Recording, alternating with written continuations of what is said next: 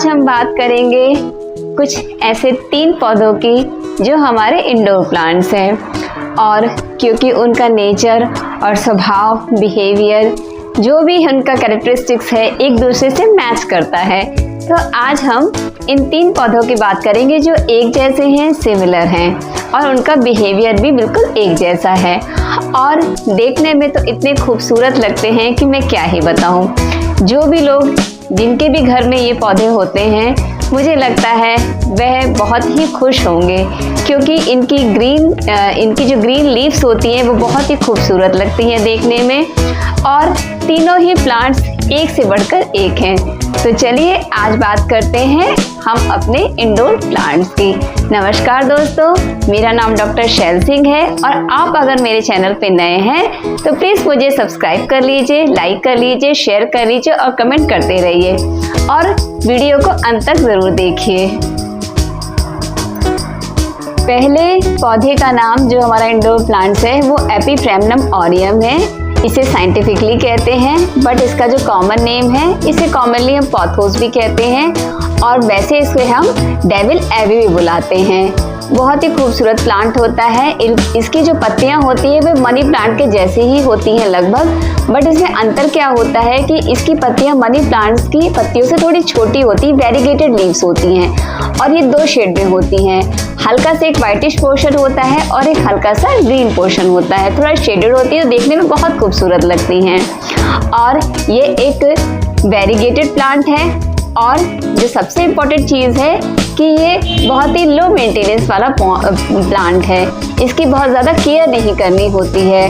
बहुत ही low maintenance की वजह से लोग इसे इंडोर में रखना पसंद करते हैं।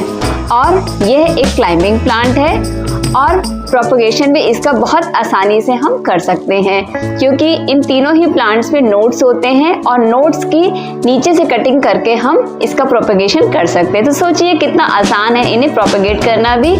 और क्योंकि ये देखने में ग्रीन काफ़ी लगते हैं, काफ़ी इनकी पत्तियाँ मोटी होती हैं, चौड़ी होती हैं, तो देखने में भी ये तीनों प्लांट्स बहुत खूबसूरत लगते हैं। चलिए अब हम सेकेंड प्लांट की तरफ बढ़ते हैं। जो हमारा दूसरा प्लांट है उसे हम स्प्लिट लीफ फिलोडेंड्रॉन कॉमनली कहा जाता है, बट इसका जो साइंटिफिक नेम है वह मॉन्स्टेरा डेलिशियोसा है।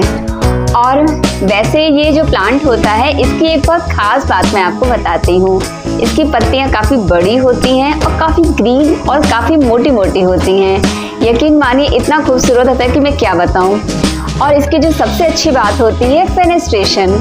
होता क्या है कि जब इसकी लीव थोड़ी मैच्योर हो जाती हैं, कुछ दिनों के बाद में काफ़ी मोटी हो जाती हैं, तो ये अपने अंदर एक होल्स बनाती हैं और एक तरफ से कट होने लगती है। तो इसमें 4 या 5 कट आ जाते हैं एक लीव्स के अंदर, और जब वो कटिंग आती है तो उसकी लीव्स बहुत ही खूबसूरत दिखती हैं। बट ये शुरू में लीव्स में नहीं होगा, जब कुछ दिनों के बाद आपका प्लांट मैच्योर हो जाएगा, उसकी लीव्स मैच्योर हो जाएंगी, तब ये होता है। तो ये धीरे धीरे हर लीफ में एक एक करके बनता रहता है।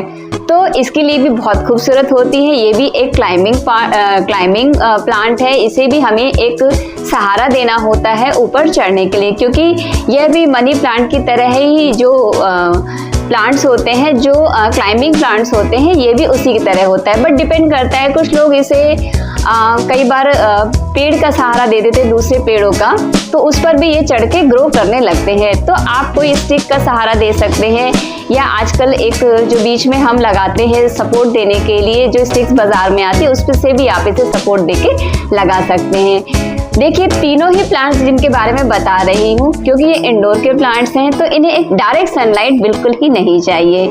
इन्हें आप इनडायरेक्ट सनलाइट में रख सकते हैं, और इन्हें एरेशन बहुत चाहिए, क्योंकि ये इंडोर प्लांट्स हैं, तो ये इन्हें हवा बहुत चाहिए। इनकी जो पॉट्स का मिक्सचर भी होना चाहिए, उसमें भी एरेशन बहुत होना चाहिए, क्योंकि इंडोर प्लांट्स की यही खास बात होती है कि वो एरेटेड हो, खुले में रखें, या फिर ऐसी जगह रखें जहाँ पे डायरेक्ट सनलाइट ना आती हो।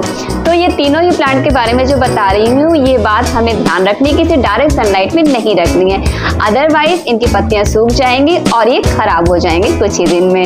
और इसकी 450 वेराइटीज़ जो होती हैं वो पाई जाती हैं, बट मेरे यहाँ जो वेराइटी अवेलेबल है वो स्प्लिट लीफ फिलोडेंड्रॉन है, और ये एक टाइप की ऐसी वैरायटी है जो इंडिया में काफ़ी पाई जाती है। तीसरे पौधे की चलिए बात करते हैं। तीसरा पौधा स्विस चीज़ प्लांट है। बहुत ही खूबसूरत प्लांट है इसकी हार्ट शेप लीफ की वजह से। इसकी जो लीव्स होती हैं उसके अंदर भी फेनेस्ट्रेशन होता है, होल्स बन जाते हैं, और हार्ट शेप की लीव्स होती है तो उसमें जब छेद बन जाते हैं, होल्स बनते, बहुत ही खूबसूरत लगता है। और इसकी भी हैबिट क्लाइंबिंग ही होती है, और इसे भी सपोर्ट देना पड़ता है ऊपर चढ़ने के लिए। और इसके अलावा एक खास बात जो तीनों के अंदर ये होती है कि पानी तीनों ही पौधों में हमें कम डालना है। देखिए, जितने भी इंडोर प्लांट्स होते हैं उनका बेसिक जो कैरेक्टरिस्टिक्स ही यही होता है कि पानी हमें तब डालना है जब कम से कम ऊपर की जो टॉप सॉइल होती है वो सूख जाए। तो जब भी आप पानी डालें तो ध्यान रखें कम से कम इसमें 1 इंच या 2 इंच की मिट्टी सूखी होनी चाहिए, तभी आप इसमें पानी डालें। अब क्योंकि ये मॉइस्चर भी चाहते हैं, क्योंकि ये तीनों पौधे मॉइस्चर से ही ग्रो करते हैं, मॉइस्चर इन्हें बहुत अच्छा चाहिए, एरेशन भी बहुत अच्छा चाहिए, तो इसीलिए इसे मेंटेन करके रखना ज़रूरी है।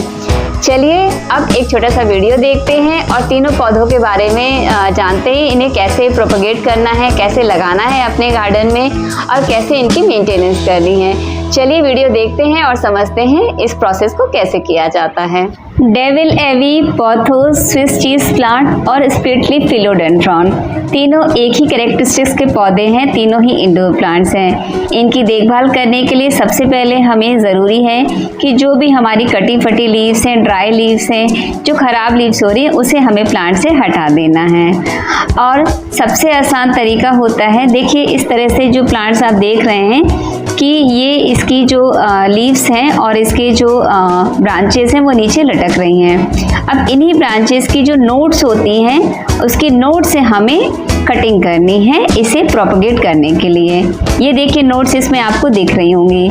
इस प्लांट्स में भी आपको छोटी छोटी नोट्स दिखेंगी, क्योंकि तीनों का कैरेक्टर्स एक जैसा ही है तो नोट्स तीनों में ही होते हैं। तो इसमें भी आप देख सकते हैं कि जो इसकी भी लीव्स के नीचे छोटे छोटे नोट्स होते हैं। तो हमें करना क्या है कि हमें उस नोट्स के नीचे से तीनों की ही कटिंग करनी है। नोट्स होना ज़रूरी है, वरना हमारा प्लांट जो है जो हम कट करके लगाएंगे वो लगेगा नहीं। तो अगर एक भी नोट्स है तीनों में तो हम उसे नोट्स के नीचे से काट कर उसे हम प्रोपगेट कर सकते हैं। चलिए अब हम देखते हैं कि हमें इसे कैसे लगाना है। इसके लिए जो सॉइल का कॉम्पोजिशन है मैं बता दूं, इसके लिए पीटी सॉइल की आवश्यकता होती है जो बहुत ही एरेटेड होनी चाहिए और उसका ड्रेनेज बहुत ही अच्छा होना चाहिए पानी के लिए। और क्योंकि जो एयरी कंपोस्ट होती है वो सीडलिंग को भी प्रमोट करती है ताकि ज़्यादा से ज़्यादा इसकी ब्रांचेस ग्रो कर सकें अगल बगल से, तो इसीलिए हमें पीटी सॉइल की आवश्यकता होती है। इक्वल पार्ट्स ऑफ परलाइट भी हमें ऐड करना है अपनी सॉइल में, ताकि उसमें एरेशन भी मेंटेन रहे और ह्यूमिडिटी और मॉइस्चर भी बना रहे। और पीट मॉस और जो रेगुलर हम इंडोर सॉइल के लिए पॉट मिक्सचर बनाते हैं वो भी ज़रूरी है। जो पॉट मिक्सचर हम लोग बनाते हैं इसके लिए बहुत ज़रूरी है कि इसका जो पीएच होता है वो एसिडिक पीएच होना चाहिए। इस तरह के प्लांट्स के लिए एसिडिक पीएच होना बहुत ज़रूरी है। और जो पीट मॉस हम इसमें ऐड करते हैं ये उसी का काम करता है, ये उस पीएच को मेंटेन करके रखता है इन प्लांट्स के लिए, ये बहुत ज़रूरी है। दूसरी जो सबसे इम्पोर्टेंट बात है, क्योंकि अब इसका मिक्सचर बाकी प्लांट से थोड़ा सा अलग होता है, तो और इसमें हमें जो ज़रूरी है इसे हमें डायरेक्ट सनलाइट में नहीं रखना है। इसे हमेशा हमें ऐसी जगह रखना है जैसे हम इसे पोच में रख सकते हैं, वहाँ एरेशन भी होता है और हल्की सी मॉर्निंग की धूप भी आती है और फिर उसके बाद शेडी हो जाता है। और पानी के बारे में मैं पहले भी बता चुकी हूँ कि पानी सिर्फ और सिर्फ तब डालना है जब इसमें कम से कम ऊपर की टॉप सॉइल सूख जाए। तो इन्हीं कुछ बातों का हमें ध्यान रखना है और इसकी जो भी छोटी मोटी मेंटेनेंस है ये है कि जब इसके पौधे थोड़े गंदे हो जाएं या फिर इसकी जो लीव्स होती हैं उसमें कटी फटी लीव्स आ जाए तो उसको आप हटाते रहिए। और अगर आपको लग रहा है कीड़े लग रहे हैं तो आप इस पर स्प्रे भी कर सकते हैं साबुन का घोल बना के। तो इसी तरह से इसको आप इसका ख्याल रखिए और अपने गार्डन में इसी तरह का पॉटिंग मिक्सचर बनाकर इसे आप अपने गार्डन में लगा लीजिए। वीडियो तो आपने देख ही लिया होगा और आप बहुत अच्छे से समझ गए होंगे कि इंडोर पौधों को लगाने के लिए, क्योंकि यह प्रोपगेशन बहुत करना इनका बहुत इजी है, क्योंकि इसके अंदर तीनों पौधों के अंदर नोड्स होते हैं। हमेशा उन नोड्स को आप नीचे से काट के कम से कम 1 या 2 नोड्स आपके पास होने चाहिए ताकि ये ग्रो कर जाए आराम से। देखिए मैंने कट करके लगाया था, बट मैंने कई वीडियोस इसके पहले भी बनाए थे, क्योंकि बारिश का मौसम चल रहा था तो मैंने डायरेक्टली कट करके आपको वीडियो में दिखा दिया। बट जो सही तरीका है मैं आपको बता दूं, बेस्ट तरीका ये है कि आप एक पॉट बगल में रख लें, जो इसकी जो नोट्स होती है उसमें दबा दें। जो हमारी जूड़ा पिन होती है उसे दबा दें ताकि ये उसमें से निकले नहीं। जूड़ा पिन यूज़ करने से वो उसको सपोर्ट मिल जाता है ताकि वो उस मिट्टी में थोड़े दिन दबा रहे। और 10 डेज या 15 डेज के बाद वो अपने आप उसकी जो नोट्स है वो बहुत अच्छी डेवलप हो जाएगी और प्लांट आपका तैयार हो जाएगा। बट क्योंकि बारिश के मौसम में प्रॉब्लम नहीं होती है, आप प्रोपगेशन कट करके भी कर सकते हैं। लगभग 90% पौधे बारिश के मौसम में लग जाते हैं, इसीलिए मैंने वीडियो में आपको जो है कट करके लगा के दिखा दिया। मगर बाकी मौसम में आप इसे कोशिश करें कि पॉट में आप सबसे पहले उसको मिट्टी के अंदर दबा दें लगे हुए प्लांट को, तभी वो ग्रो करेगा अच्छे से। और सोचिए कितना लो मेंटेनेंस है और पानी भी ज़्यादा यूज़ करना नहीं है और धूप में भी इसे रखना नहीं है और देखने में भी ये बहुत ही खूबसूरत लगता है।